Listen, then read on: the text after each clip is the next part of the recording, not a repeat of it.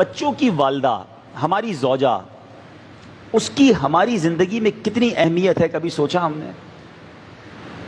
ایک سوال کرتا ہوں میں آپ سے کہ شاید ہمارے بچوں کی والدہ جو ہے ہر نماز میں ہمارے لیے دعا کرتی ہوگی، اس کی ہر دعا میں ہم شامل ہوتے ہیں، ہماری کتنی دعاؤں میں وہ شامل ہوتی ہے؟ ہم کتنی بار اس کے لیے دعا کرتے ہیں، اس کی صحت کے لیے، اس کی زندگی کے لیے، اس کی درازی عمر بالخیر کے لیے؟ وہ تو اپنے سہاگ کے لیے، اپنے سرتاج کے لیے، اپنے شوہر کے لیے دعائیں کر رہی ہے، ہمارے کاروبار کے لیے دعا کرتی ہے، ہمارے پرابلمز دور ہو جائیں اس کے لیے دعا کرتی ہے۔ ہم اپنی، جس کو ہم وائف کہتے ہیں، زوجہ کہتے ہیں، اس کے لیے کتنی دعائیں کرتے ہیں؟ اور پھر کبھی سوچا کہ اس کا ہماری زندگی میں کتنا بڑا پارٹ ہے؟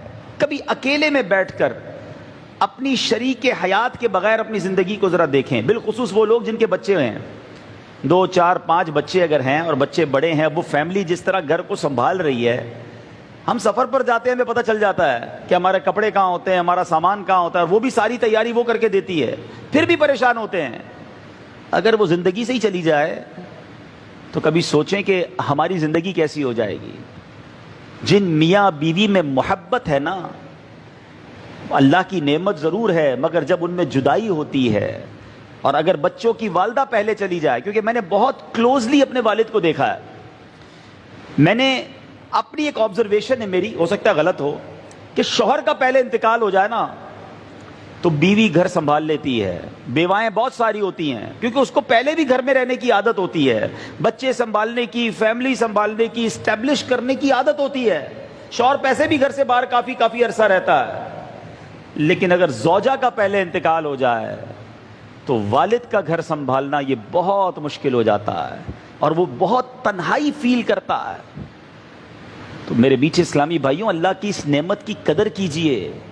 وہ لوگ جو بات بات پر اپنی بیوی کو تانے دیتے ہیں، گالیاں دیتے ہیں، غصہ کرتے ہیں، جو منہ میں آتا ہے وہ کہہ دیتے ہیں، اپنی زندگی میں اس کا رول سمجھو، وہ بھی اللہ کی بندی ہے، اس کا دل توڑ کر اگر وہی اللہ کی بارگاہ میں کھڑی ہو گئی تو مارے جائیں گے۔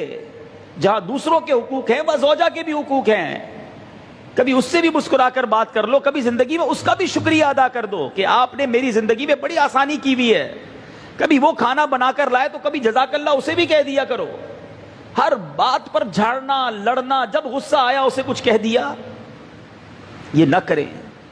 میں اللہ سے دعا کرتا ہوں کہ رب کریم جن کے جوڑے سلامت ہیں اس کو سلامت رکھے، انہیں جنت میں بھی ایسا اچھا جوڑا عطا فرمائے۔